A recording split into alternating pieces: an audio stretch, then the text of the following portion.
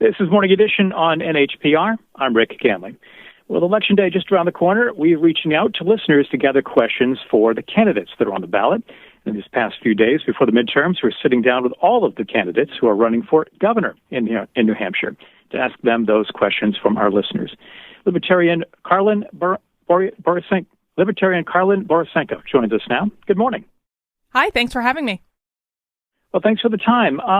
I want to ask you the first question that we've got from listeners here. What would you want to accomplish in your first 3 terms if you were to reach office? What issue would you prioritize?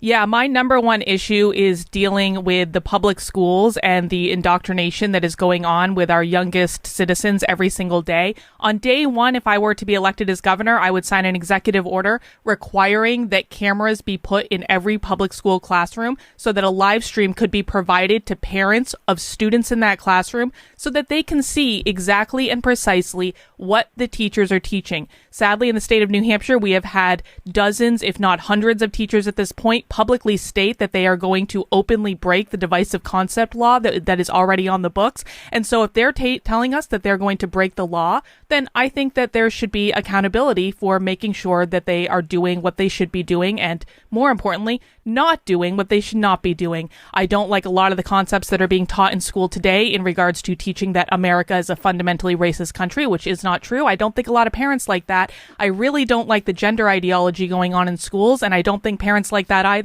And I want to show them precisely what's going on in the classrooms that they send their children to every single day.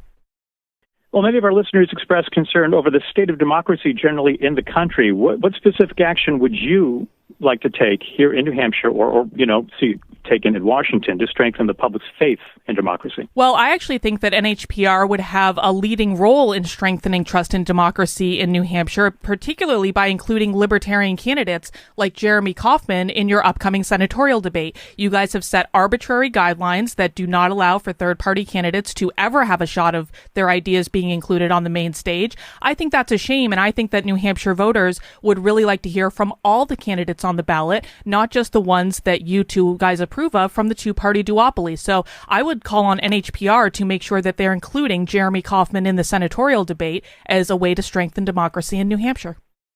Well, NHPR has posted our debate criteria and how we're covering the elections on our website. That is clear, and listeners can see that right now at nhpr.org. We have talked to Jeremy Kauffman as well. You're here right now, so I want to get to some issues that listeners have asked us about. Energy prices continue to rise as the weather cools. Many Granite Staters worried about the cost of heating their homes. What specific action do you think can be taken on the state level to help lower energy costs? Yeah, I'm not sure that I, as governor, would be in a position to directly lower energy costs. I would look to the legislature to work on that issue. Again, my number one issue in New Hampshire is focusing on what's going on in the schools, because if we are not taking care of our next generation, then we are not taking care of everyone, to be quite frank. But I will say that one of my major initiatives is that I do want to make the property tax in New Hampshire optional. So if people want to pay the property tax, they will be welcome to do so. If people don't want to pay the property tax, they will no longer be required to and will not be penalized for it. Of course, property taxes in New Hampshire are exceptionally high, and sadly, 2/3 of those property taxes go towards funding the public schools. So I want to give the citizens of New Hampshire an option to be able to opt out of that particular fee, and then they can take that money and use it for whatever they like. Although the U.S. increasingly becomes more polarized, New Hampshire is still a purple state. Many independent voters, as you know. Now, we've heard a version of this question from many listeners. How would you work with members of all parties and everyone in the legislature to do what is best for New Hampshire? I think that's a wonderful question. You know, Rick, I came from the Democratic Party. I was a Democrat for 20 years up until just a couple of years ago. I left the Democratic Party. I spent a lot of time with the Republicans in 2020, and now I find myself as a libertarian because I kind of look at both sides and think that they're both, quite frankly, a little crazy.